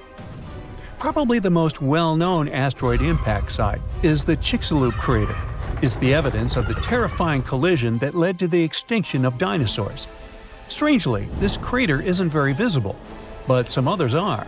For example, Barringer Crater in Arizona, which is also called Meteor Crater. It looks rather blood-chilling when you think about the collision that led to its appearance. In any case, we now know that space rocks hit not only the Earth but also the Moon, Mercury, and Mars. No rocky planet in the solar system is safe from asteroid impacts. That's why we have an entire scientific enterprise whose goal is to find and catalog the asteroid population of the solar system. Now, it might sound a bit scary, but there are around 25,000 asteroids larger than 460 feet in diameter near the orbit of our planet. Such a space rock is large enough to wipe an entire city off the face of the Earth. So far, less than 50% of such asteroids have been detected and tracked. There are also an estimated 230,000 objects equal to or larger than 160 feet in size. Those are capable of destroying a concentrated urban area, and still fewer than 8% of those have been detected. There are also tens of millions of smaller near-Earth objects. They are larger than 33 feet across and might cause some surface damage. Less than 1% of such small space bodies have been discovered so far. Now, the thing is, the inner solar system is extremely challenging for asteroid search. Each night, there are only 2 10-minute windows when astronomers can observe the region, all because the sun's glare creates a very bright background glow. Plus, the atmosphere of our planet also distorts and blurs observations. Spotting asteroids in such conditions is beyond the capabilities of most telescopes. A unique instrument is needed to fulfill this task, and the tool of choice is the Dark Energy Camera at Cerro Tololo Inter-American Observatory in Chile. This device wasn't designed to hunt asteroids. Researchers built it to search for another elusive target, dark energy, the mysterious force driving the expansion of the universe. The DEC is supposed to observe hundreds of millions of galaxies. That's why it's both wide and deep. This way, it can both peer deep into the universe and capture a wide field of view, which helps it record the motions of galaxies and the conditions in the early age of the universe. But it also means that the DEC is perfectly suited to spotting asteroids near the Sun. Inner asteroids are rare, and deep images are necessary because such asteroids are faint. Scientists need to be able to fight both the bright twilight sky near our star and the distorting effect of Earth's atmosphere, and the DEC can help them achieve their goal. The Dark Energy Camera was built to carry out the Dark Energy Survey, which finished in 2019. Now astronomers can direct the power of the camera towards other tasks. They claim that the DEC's survey is one of the most sensitive searches ever performed for objects near Venus's orbit and within the orbit of our planet. It provides us a great chance to find out what kinds of objects are lurking in the inner solar system.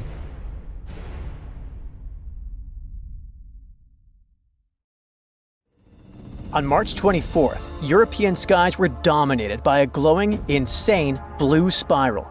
The eerie sight kept growing, expanding, almost like the whole Earth was about to get sucked into a vortex. And after a couple of minutes, poof, it suddenly disappeared. Even though it looked like some kind of extraterrestrial tech, there's actually a very human explanation behind it. Photos of this strange swirl started popping up all over Europe, with people sharing them from countries like the United Kingdom, France, Norway, and Germany. But if we really want to figure out what happened, we have to look all the way over to the United States. Turns out, on that same day, SpaceX's Falcon 9 rocket was launched from Florida at around 1:50 in the afternoon local time. So while most people in the US saw clear skies after the launch, it actually caused that strange anomaly in the European skies. And that happened because Falcon 9 is a reusable rocket. So, after launching into space, it releases what is called its payload. And by that, I mean whatever it is carrying, like a satellite. After completing its mission, the rocket itself turns back toward Earth. As it does, it ejects any leftover fuel, which instantly freezes due to the high altitude, forming a spiral pattern because of the rocket's movement. Light then reflects off the frozen fuel, making it visible from Earth. Basically, that's what the blue spiral was, leftover fuel released by the rocket in space. So, should we be worried down here on the ground? I mean, is it dangerous? Well, no. It's not like it was some kind of spacecraft accident, it's just leftovers and light. And this is totally normal for the Falcon 9 rocket. Even though it went viral this time, the same phenomenon was spotted about 4 years ago. Back then, people speculated all kinds of things, like a swirling galaxy moving across the sky, or even an unidentified, unexplained flying object. But nah, it was just one of Elon Musk's space toys. Speaking of which, his space agency is also behind another eerie sighting that's becoming more common. On clear nights, many people have reported seeing a strange string of lights moving quickly in a straight line, almost like a train of stars.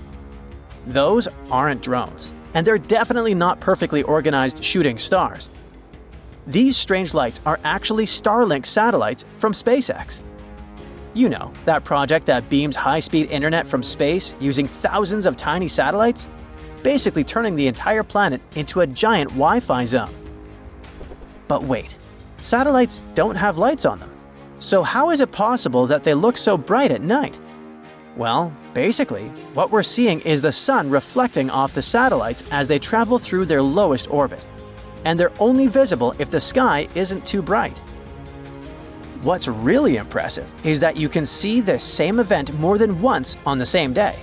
That's because Starlink satellites travel at a staggering speed of 300 miles per minute, and they complete one full orbit of Earth every 90 minutes. So, doing the math, that means you could spot those satellites within 2 hours of a previous sighting. Without a doubt, the beginning of the year was busy for skywatchers in the United States. In February, they got to see this stunning, cloudy jellyfish shape taking over the sky. What do you think it is? If you guessed another thing related to SpaceX, you're right. This is another art created by a Falcon 9 rocket. This time, it happened because the rocket was launched during the evening twilight. The light from the setting sun bounces off the rocket's smoke trail, creating this amazing effect. Now, let's move on to Italy, where another creepy event occurred. It was a stormy night, and suddenly, way up in the sky, a giant glowing red ring flashed for just a split second. Nope, it was not an extraterrestrial portal. This is something called an ELV. This happens when a powerful lightning strike sends out an electromagnetic pulse that hits the ionosphere, which is a super high up layer of our atmosphere. When this happens, nitrogen atoms up there get excited and glow red, creating a massive but super quick light show. Another red phenomenon happened in Scandinavia, but instead of a ring, it was more like a streak of light. This is known as a stable auroral red arc, or SAR. Despite the name, it's not an aurora. It's something much rarer. This phenomenon happens when the Earth's magnetic field, which acts like a big protective shield, gets disturbed.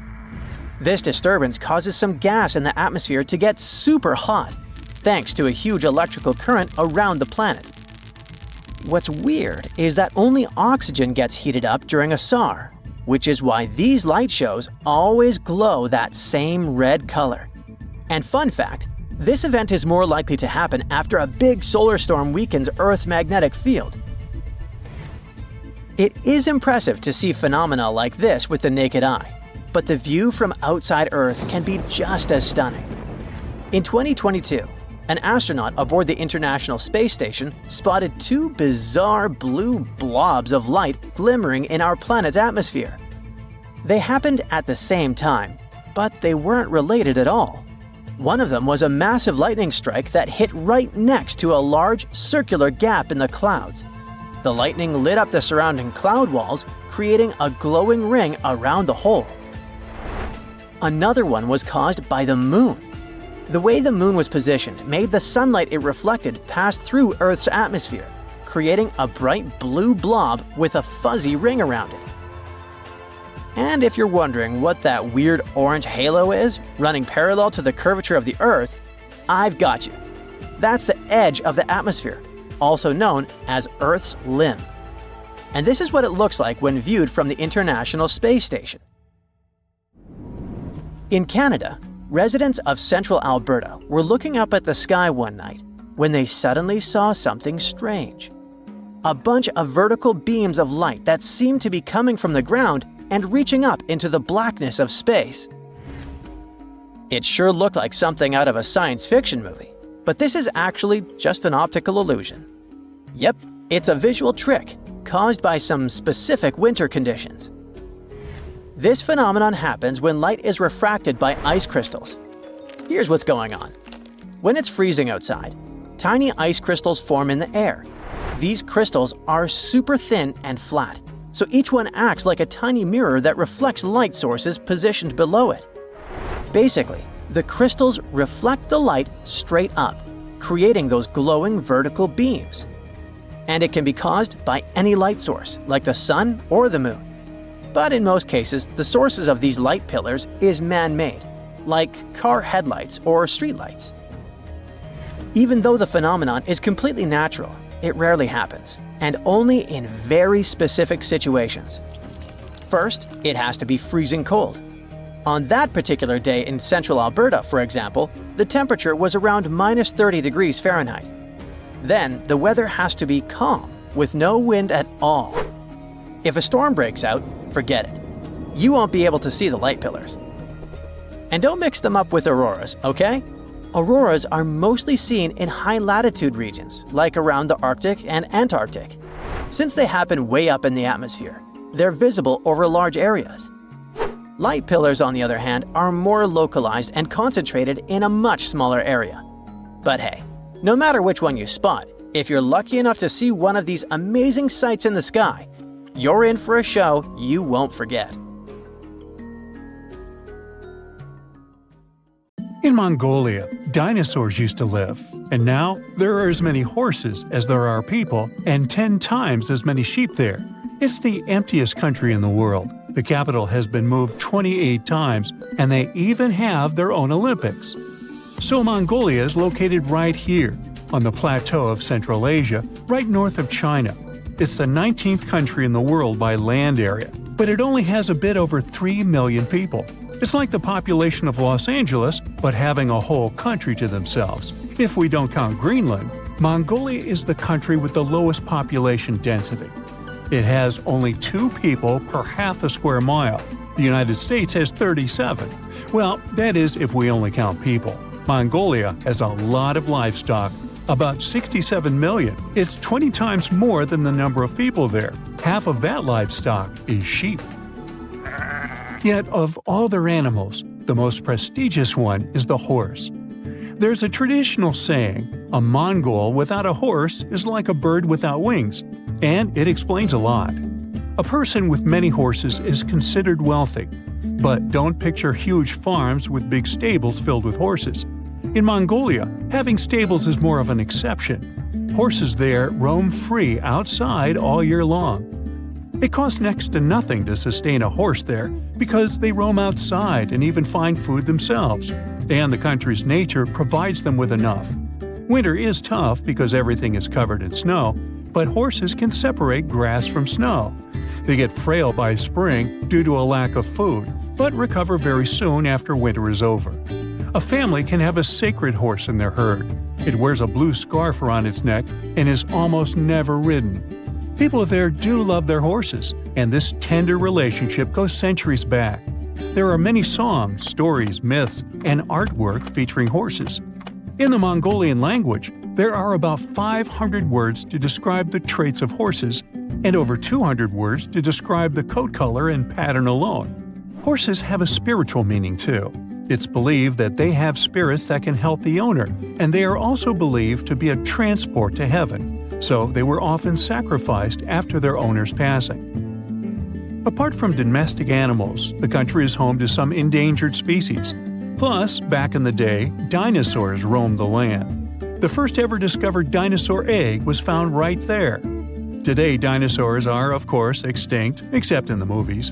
But there are snow leopards in Mongolia, and those are also rare. If you ever do go to this country, you must be careful. Snow leopards are so quiet, you won't hear them approaching you. They make no sound as they walk. But let's get back to geography. The climate in Mongolia can be harsh and unpredictable. Within just one day, the temperature can change by 35 degrees Fahrenheit. The country doesn't have any access to large bodies of water. That's why it's very dry and doesn't get much rain. In the south of Mongolia, there is a part of one of the coldest deserts on Earth, the Gobi Desert. Only 5% of the desert is covered in sand. The rest is bare rock. It has rivers, small lakes, and grasslands, but also gold, coal, and copper. So it's not a very typical desert, but still a desert. Rain clouds don't reach there because of the Himalayan range that keeps the area in the shadow. The desert is expanding every year, because of climate change, of course, but also because of deforestation and changes in land use. The whole country is quite dry with little precipitation, and that's why the inhabitants aren't afraid of the desert.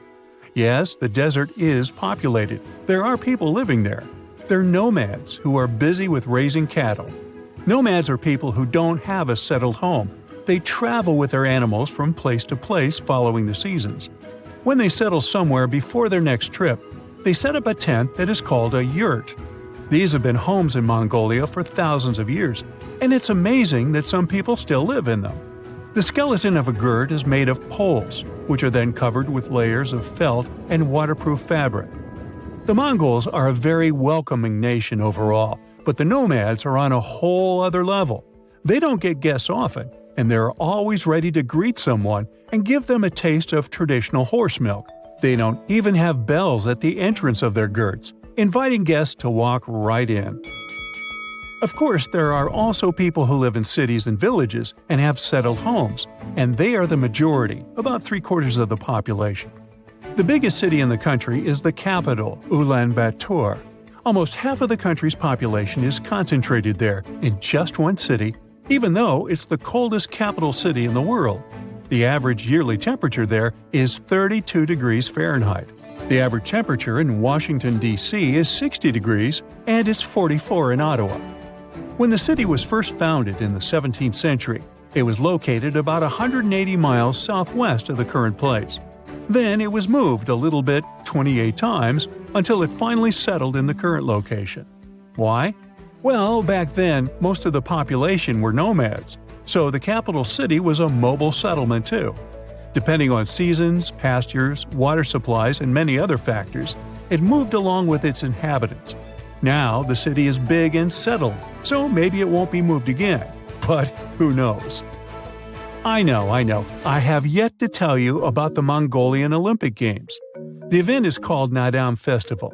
It's an annual festival held in the middle of summer that most Mongolians watch. In one form or another, the festival has existed for centuries. Locally, the festival is called the 3 Games of Men, and people compete in 3 skills that have traditionally been considered 3 manly skills. So, what are those 3 games? It's Mongolian wrestling, horse racing, and archery. Originally, it was just men competing, but recently women have started participating in archery and horse racing. Mongolian wrestling is a folk wrestling style that's been around for thousands of years. The depictions of it can be seen on many ancient plates found in the area. Today, it's the most popular sport in the country, and Mongolia hosts many international tournaments too. So, of course, there is a wrestling part at the festival, and it's the first game. The rules are quite simple. Whoever touches the ground with anything other than a foot loses. There are no weight classes, no age or time limits, so it takes as long as it needs to win. And yet, they do it with grace. Match courtesy is important. For example, if an opponent's clothes get tangled, the other one is supposed to stop and help solve the issue, even if it means missing a good opportunity to win. At the end of the match, when one participant is defeated, the winner will give them a hand and help them back up on their feet. The game starts with either 512 or 1,024 participants who wrestle in pairs. Every loser is eliminated. The game goes on for 9 or 10 rounds, depending on the initial number of participants, until there is a winner. Then there's horse racing. This is a cross-country long-distance event, between 10 to 17 miles, depending on the age of the horse. Up to 1,000 horses from all over Mongolia can participate in the competition. Then, in archery, people compete in teams of 10. Each archer wears traditional clothes and has 4 arrows to shoot into a wall of woven or wooden cylinders.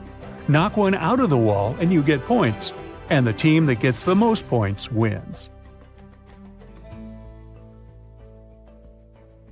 The ancient Indian texts mention beautifully decorated chariots or entire palaces called vimanas that could take off and, in a matter of seconds, fly away as far as space.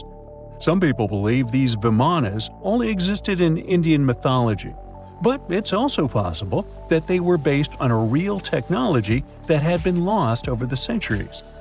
According to the Vedas, ancient Indian religious texts, there was the elephant vimana with several engines and many other types named after animals and birds. There was one for local travel, one for visiting different countries, and one for traveling to the moon and various planets. They could develop a great speed. One vimana had the superpower of invisibility. Another one was shaped like a sphere and was built on the winds produced by Mercury. This vimana was said to generate an enormous ray like the sun and make noise like the storm's thunder. All the vimanas were unbreakable and perfect for attacks on foes. Now, to operate a vimana, you'd need to know a lot of stuff, pretty much like today's airplane pilots. 32 secrets in total. They'd cover the aircraft structure and the secrets of taking off and maneuvering without crashing. That's a good thing. The pilot was also expected to know how to be seen and unseen, how to be hidden, how to be quick, how to manage contractions and expansion, and many other tricks. To hide the flying machine from foes, the pilot was instructed to move to the 8th atmospheric layer above the Earth and use the power of dark solar rays. This instruction might sound a bit weird, but there were others, more realistic ones, which still make sense in modern aeronautics. There are sections of ancient texts on the vimanas that focus on details like flight paths, pilot training, navigation, and even suitable clothes for pilots and recommended food for long flights. There was also a lot of technical detail about the use of heat-absorbing metals, the metals utilized, and melting points. The supporters of the theory that the Vimanas were more than just myths are sure that the ancient Indians would unlikely go into all these details just for a beautiful story. So, the flying palaces might have been real and way ahead of their time, like many other great Indian inventions. Back in the 6th century BCE, an Indian physician named Sushruta basically wrote the original guide to medicine and surgery. They even called him the father of surgery for his work. Sushruta laid down the details on hundreds of medicinal plants and described complex surgical procedures. He gave instructions on nose reconstructions and skin transplants from one part of the body to another. The original method of rhinoplasty, which involved taking a piece of skin from the forehead to reconstruct the nose, is still used today. But back then, it had a slightly different purpose than surprising your followers on social media. Those nose jobs helped out folks who had lost their noses as punishment for crimes or in fights. Now you gotta thank an ancient Indian math prodigy for the invention of zero. It might not seem like a big deal, but without it, we would have no binary system and no computers. People before the 5th century CE were only thinking about some sort of a sign to indicate nothing. The invention made addition, subtraction, and other mathematical operations a whole lot easier. You can see the oldest zero in existence carved in the wall of a temple in Gwalior, India. The Indus Valley Civilization was using rulers in 1500 BCE and earlier. Made from ivory, these rulers were found during excavations in what is present-day Pakistan and northwestern India. They were widely used in architecture with amazing accuracy. They had units corresponding to slightly over 1 inch that were marked with precise subdivisions within 5/1000ths of an inch. The next invention is more of a concept than a physical item. Standardization is all about setting the rules based on a bunch of people, things, or interests. One of its cool applications that we've all gotten used to is standard weights. Whether you're using pounds or kilograms, you need these universal measurements for weight, right? For this, we owe a big shout-out to the merchants from the Indus Valley Civilization who lived around 4,000 years ago. They were measuring everything from food grains to fancy luxury goods using these standardized weights. And their weights had decimal and binary mathematical systems going on. They didn't have high-tech gear, but they pulled off some serious precision using complex calculations and even sand for construction. Their art of standardization made its way to Persia and Central Asia, basically becoming the global weight-watching standard. So if yoga is your go-to exercise, you definitely have a personal reason to appreciate the ancient Indian geniuses. Over 5,000 years ago, during the rule of the Indus-Sarasvati civilization in northern India, yoga was first mentioned in the Vedas. Yoga was refined and shaped over the centuries until it grew into a massive teaching with over 200 sacred writings dedicated to this way of obtaining enlightenment. At the beginning of the current era, yoga got a new trajectory thanks to a Hindu writer who laid down a system of yoga in his text, the Yoga Sutras. It became a whole-body rejuvenation, a life-extending practice with poses that you are still doing on the mat today. Yoga has reached the Western world only in the 19th century, and it caught on like wildfire. Chess, the all-time top game for intellectuals, is also an Indian invention. Its ancestor was called Chaturanga, and it was a strategic board game that started gaining popularity around 3,000 years before the current era. This early Indian version of chess was played by 4 people, not 2, and had 64 squares. Each player had 8 pieces, ranging from pawns to kings, bishops to knights, and there was no standard 6-faced dice. They rolled with an oblong one. Players facing off were actually allies, forming 2 teams based on the direction they sat. Chess, that we know and love today, was first mentioned in ancient Indian literature in a legend. It said that the wife of a villain called Ravana had invented the game to amuse him. Now, the word shampoo comes from the Hindi word, which means to soothe or knead. The substance was invented in India in 1762 and was originally used for head massages, hence the name. The first shampoo was made of natural oils and herbs. British traders fell in love with the idea and brought it back with them to England. It took years for the original head massage oil to evolve into shampoo as we know it today, but it's still an Indian invention. Unlike the ancient Greeks, who wore animal skins, the Indians started cultivating cotton back in the 5th and 4th centuries before the current era. They used cotton threads to produce fabrics that soon became a huge hit in the Mediterranean and beyond. Jute and wool also have their origins in India. Cashmere, the finest and most exclusive type of wool, actually comes from the Kashmir region of India. Buttons that sit proudly on that cashmere cardigan of yours also have ancient Indian origins. Some 5,000 years ago, the Indus Valley civilization started cutting seashells into geometric shapes with tiny holes in them. First, they were just decorations, but then people started using them to fasten clothes. Now, when you think about radio communication pioneers, Marconi's name usually steals the spotlight. He got a Nobel Prize in Physics in 1909 for his groundbreaking radio work.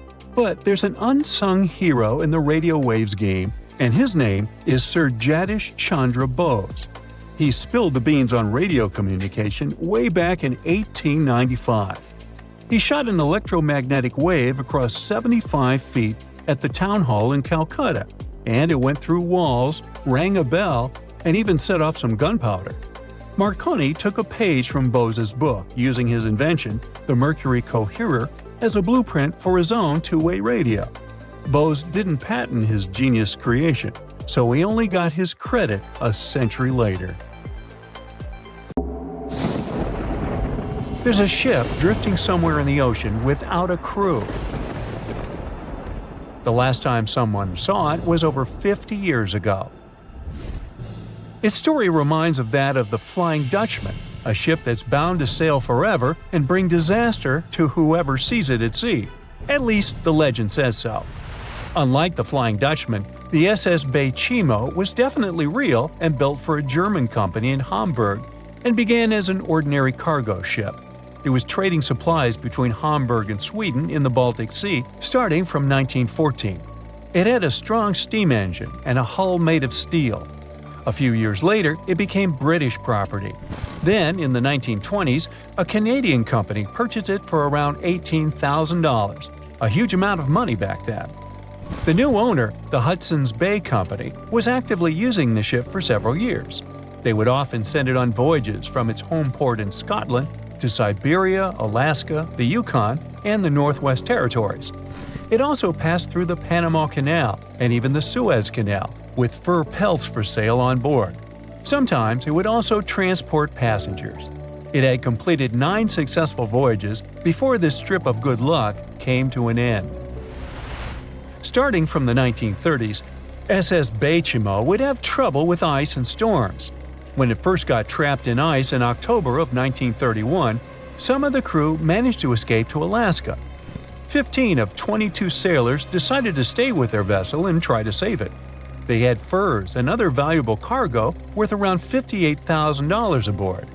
The company sent them supplies to survive the winter. They set camp near the ship out of the hatches, tarpaulins, and other materials, and offloaded the cargo. At the end of November, a blizzard rushed through the area, and it seemed like it had taken the ship with it. The ice platform had survived, but the ship broke free. Some of the crew members were sure it had sunk. But soon after, they heard from one of the locals who had spotted their ship around 45 miles away from their camp. The crew moved on with their lives, and the ship started its journey as a runaway vessel. People would spot SS Bay Chimo once a year or so, all the way until 1965. It was mostly spotted off the coast of Alaska.